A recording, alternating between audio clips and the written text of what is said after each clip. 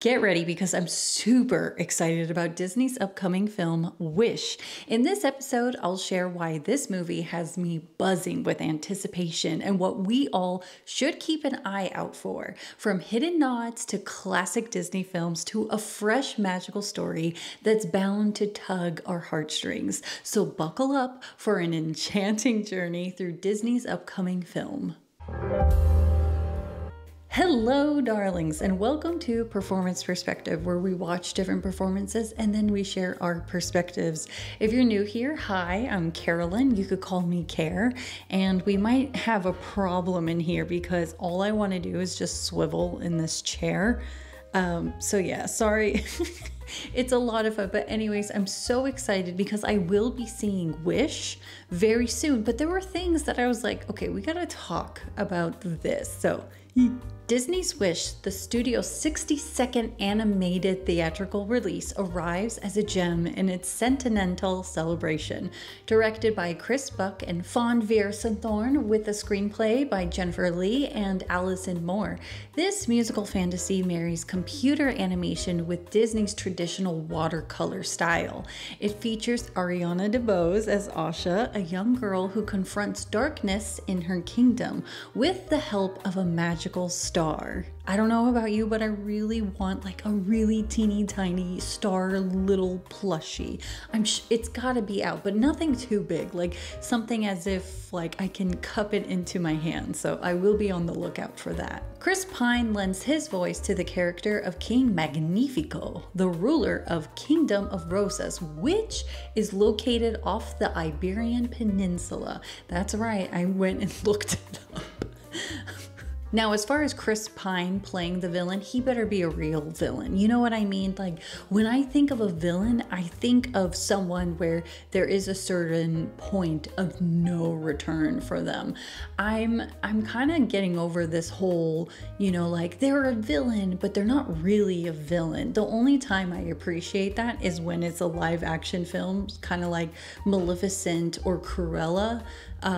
When they did it, it was a sense of, well, you didn't know this side of the story, versus Disney coming in with their new sort of film and things like that, where they're like, oh, there's just no villain, or there's no, I don't know, I find it like sometimes it works, but then other times I'm like, kind of like, I just want an iconic like villain, like someone to hate but you end up loving them. Like I love Ursula, like that's one of my favorite villains and stuff, but there's something about it, like she just has a great song. I think that's the key about being a villain, is having one of the best songs and things like that. But anyways, I'm just hoping that Chris Pine is like a real villain and not one of those like, oh, the error of my ways, I'm sorry. No. Alan Tudyk also joins the cast as the baby goat Valentino. He's known for his versatility in voice acting, especially in various Disney animated films, but I will forever remember him as Steve the Pirate. Who's Steve the Pirate? You're right. I'm not really a pirate. Who the hell am I going to split all that buried treasure with? Gar! I haven't seen the movie yet because it comes out on November 22nd, but critics are buzzing about its mix of modern and classic storytelling, praising its visual appeal and soundtrack. Despite some noting a lack of lasting impact in certain aspects, the film is largely hailed as a tribute to Disney's storytelling legacy. Like I said earlier, Wish is poised as a grand celebration of the Walt Disney Company's centennial anniversary. And as they keep saying, that this movie has Disney's DNA all over it. Significantly, it encapsulates a series of legacy nods to Disney's past cinematic masterpieces, making it a vibrant tapestry of the studio's rich history. The film's directors, known for their work on Frozen, Moana, and other Disney hits, have intricately woven references to classic Disney animations throughout Wish. These nods range from subtle visual elements to stylistic choices that shape the film's narrative and aesthetic. For example, the appearance of the poison apple from Snow White and the Seven Dwarfs serves as a non-film altering reference. King Magnifico, the film's antagonist, protagonist is a deliberate echo of the iconic Disney villains from the past, adding a layer of nostalgia to the narrative. Again, he better be a good villain, you know? The film's art style, a blend of traditional and 3D animation with watercolor-like backgrounds, draws inspiration from Disney's earliest features, especially Snow White and the Seven Dwarfs. This artistic direction is intended to transform each frame into a moving illustration, a testament to Disney's evolution in animation technology. Thanks for not eating me, John. Don't mention it, Bambi. The film's first full-length trailer reveals several legacy nods, including a direct reference to Pinocchio, with Asha, the protagonist, wishing upon a star. This iconic element from Disney's history is not just a tribute, but a pivotal plot device in Wish. The film explores the origin of the wishing star, a reoccurring motif in many Disney narratives. Further in the trailer, King Magnifico is depicted in front of a storybook, reminiscent of the opening scenes in classics like Sleeping Beauty and The Sword in the Stone. Do you guys remember when the Disney Store came out with all of the books, like including Snow White, Cinderella? Every time I see it, I just want to hug the books. And just so you know, when you open it, it's blank. And I don't know why I was so disappointed that it was blank. I guess they were thinking like, wouldn't this be cool for it to have notes? But if I got it, I wouldn't want to write in it. Like, I would want to feature it and cherish it, and I want the stories to be in it. I don't know, is that weird? This detail, along with creatively subtle nods, like the reference to the Seven Dwarfs throughout objects in a scene, underscores Disney's intention to create a film that is both a new story and an homage to its legacy.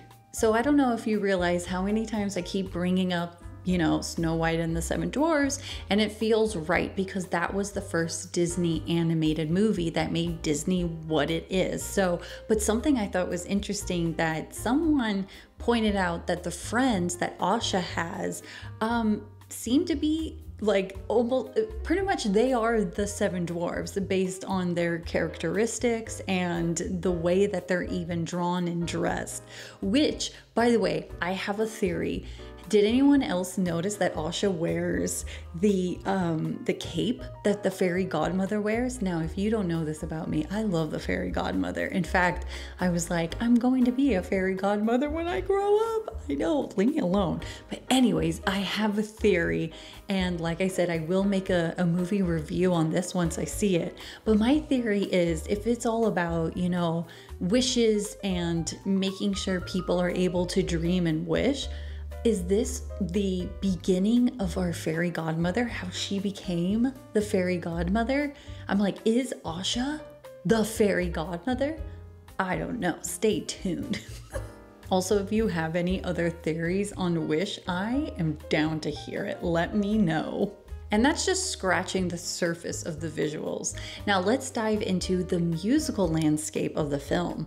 The melodies and harmonies in Wish are set to be captivating as the animation, weaving a magical auditory experience that complements the visual feast. The music for Disney's Wish is written by Julia Michaels and Benjamin Rice. Michaels, known for her songwriting and singing talents, collaborates with Rice to create the film's musical backdrop. This partnership promises to deliver a memorable and enchanting soundtrack that aligns with the film's magical and imaginative themes. So I'm following the account on Instagram, and when they presented I'm a Star, I'm not gonna lie, I started crying. Like, I couldn't stop crying. And I think if you were on my Instagram that day, you would know why it put me to tears. But not to get into too many details on it. I think the point is that this song made me think it's not about like, oh, I'm a star. I think it's about realizing the person you are. Kind of like, it made me think of Lion King, the part when Mufasa, you know, comes to Simba and says, remember, like, remember who you are. And in a way, I felt like I'm a Star was similar to that. Thanks to some great insight from Instagram, it's fascinating to learn about the inspiration behind the song I'm a Star. In Disney's Wish, this track is influenced by iconic Disney songs like Be Our Guest from Beauty and the Beast and Under the Sea from The Little Mermaid, known for their vibrant and lively group performances. I'm a Star is set to bring a similar energy, featuring a chorus of 22 individual soloists who give voice to the enchanting forest dwellers accompanying Asha. This moment is pivotal in the film, where Asha discovers her inner strength and the supportive community around her, a theme central to Wish. The song, This Wish, beautifully encapsulates the essence of Disney's time-honored theme of wishing upon a star, drawing parallels like Part of Your World from The Little Mermaid.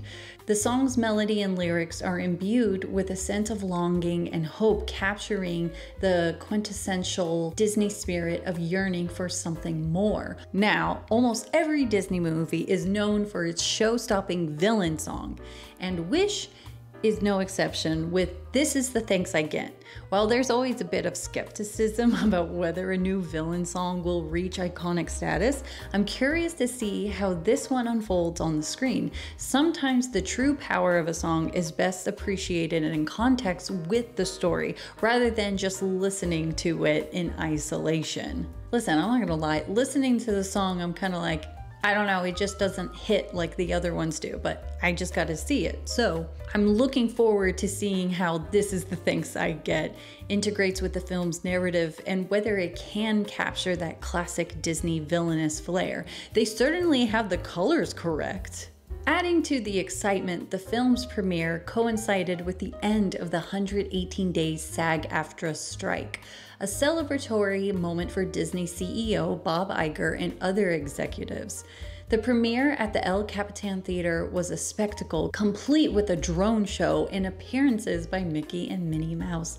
Wish is set for release on November 22nd. With this film not only promises to be a visual and musical treat, but also symbolizes a hopeful resurgence for the industry. By the way, El Capitan Theater is located in Hollywood. If you have never been to that theater, I recommend it, especially whenever a Disney movie comes out, because not only do you get to watch the show, there's also an organ player before the movie happens, and they usually have the costumes. So you're able to go downstairs and see the costumes that were worn in the movie. I guess in Wish there's no costumes, but I think that's why I enjoy going there when there's a live action movie. And yeah, I'm not close to there anymore, but it was one of my favorite places to go. In conclusion, Wish stands as a love letter to Disney's past while charting a path for its future.